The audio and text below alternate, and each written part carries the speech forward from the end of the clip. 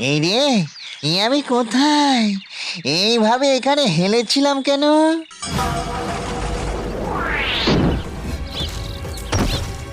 এরে কেলে করেছে, এই নারকেল গাছটা তো বেঁটে গুড়গুড়ি হয়ে গেল কেন? না, এই কটা নারকেল ঘ্যাগো জেঠুর জন্য নিয়ে যাই। ওরিয়া বাবারি বাবারি বাবা, এ আবার কি হলো?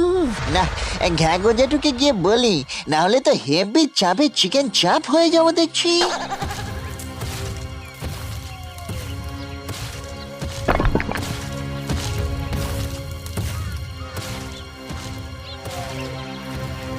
না, এইভাবে তো সবকিছু ছেড়ে চ্যাপটা করে দিচ্ছি মনে হচ্ছে। নিচের দিকে তাকাতেও পারছি না। তার চেয়ে বড় এই রে, আবার কি হলো? বজ্রাঘাতে তো আমায় কুপকাত করে দিল মনে হচ্ছে। না চাইতেও দেখছি চারিদিকে সবাইকে চেপটে ফুচকার আলু মাখা বানিয়ে দিচ্ছি।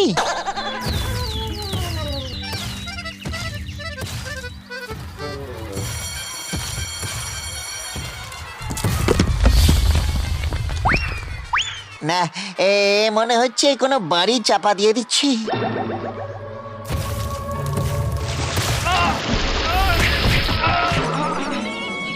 এটা বোধহয় কোনো জলাশয় ছিল। কি যে করি, না পাচ্ছি দেখতে, না পাচ্ছি নিচু হতে। সবাই পাশে সরে যাও, আমার পায়ের সামনের দিকে সবাই সরে যাও।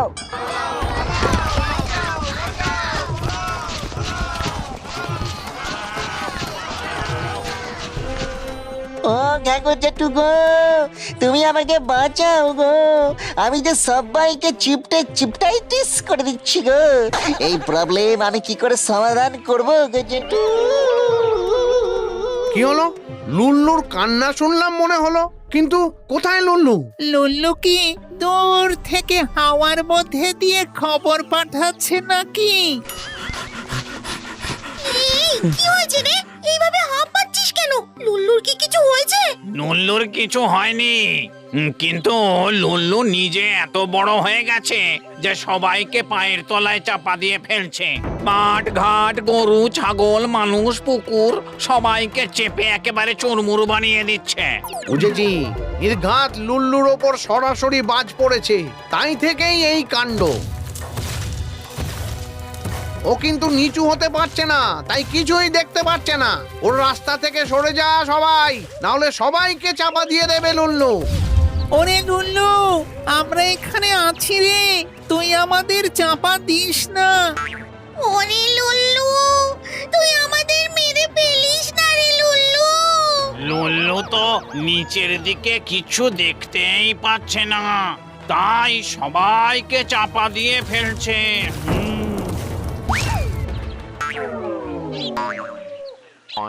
চারিদিকে দেখে তো মনে হচ্ছে এটাই আমাদের ভূত সমাজের মহল্লা, কিন্তু বুঝতে পারছি না পায়ের নিচে কেউ আছে নাকি নেই।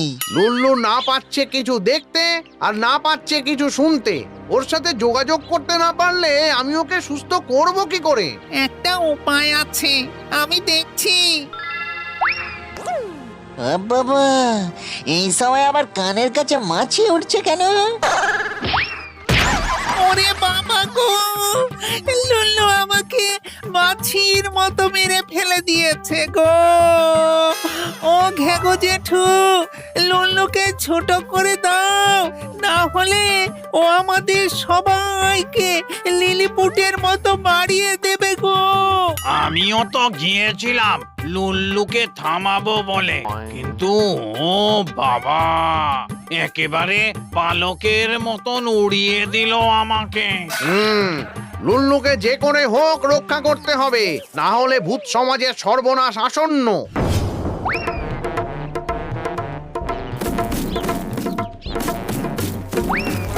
যাক, এটা থেকে এইটুকু জানা গেল যে লুল্লুর কানে কথার আওয়াজ যাচ্ছে। এইবার একটা কাজ করতে হবে। নে, এটা লুল্লুর কানের কাছে নিয়ে গিয়ে বলবি যে, লুল্লু, তুই কোনো একটা বড় গাছকে ভেঙে নিয়ে লাঠির মতো ব্যবহার কর।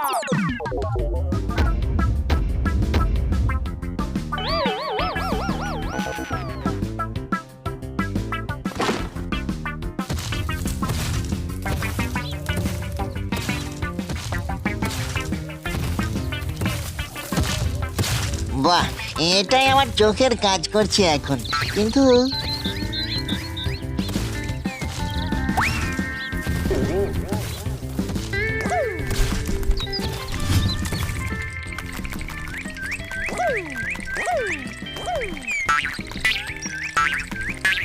তবে রে হতচ্ছাড়া পাখি, একে আমি মরছি আমার জ্বালায়, আর তুই কিনা আমাকে জ্বালাচ্ছিস। তবে দেখ,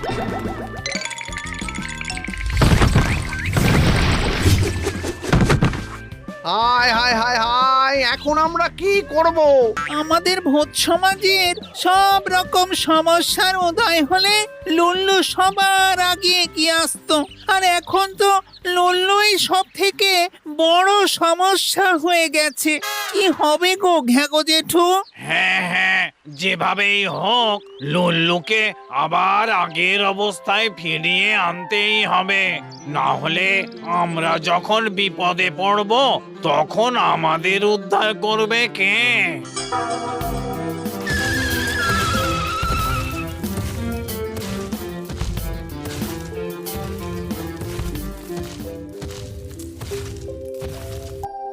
লুল্লু, ভালো করে শোন, তোকে মাটিতে শুয়ে পড়তে হবে।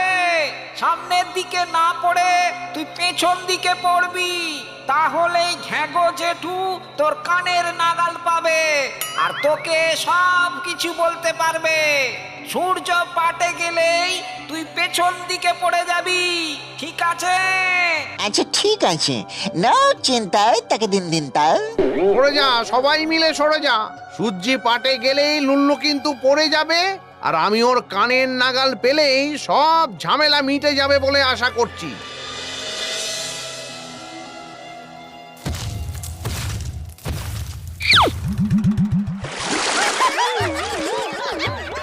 বাহ, এ তো উল্টো হয়ে গেল। আমি এখন কি করে এখান থেকে বের হব? আমি এমন ভারী হয়ে গেছি যে ভূতেরা সবাই মিলে আমাকে দড়ি দিয়ে টেনে তুলতে পারবে না।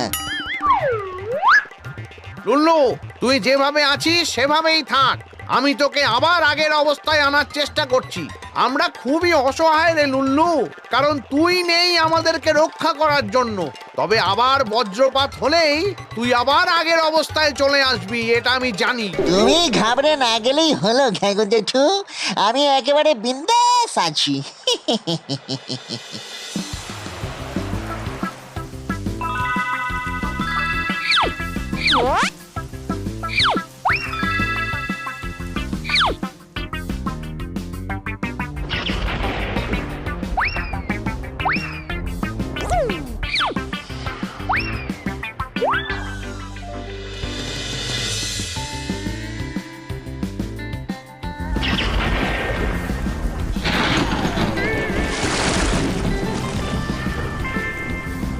সব বাবা মাই চায় তার ছেলেমেয়েরা যেন অনেক বড় হয়, কিন্তু খুব বেশি বড় হলে কি হয় দেখছো তো বন্ধুরা।